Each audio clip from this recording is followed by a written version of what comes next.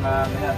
Pero sa actual kasi, mga formation na yan, na ginagawa lang natin sa competition to sa actual, meron na talaga arresting. So yung kanina, yung na-observe ko, lahat kasi ng mga arresting, example, isang 8 or 6 o 8 ka, hindi lahat kukuha kayo ng na-arrest ko na yung nakaluhi na wrestler. Dapat i-secure nyo rin yung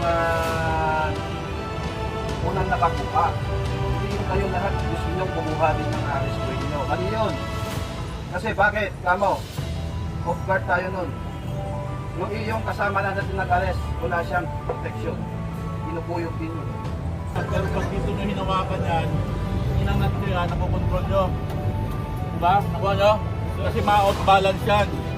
Kaya ang bit-bit nyo dapat dito sa ilalim. Yan o. Kasi katulad ng sabi nga ni Sen, binitbit nyo kamay, magpipipiglas pa yan.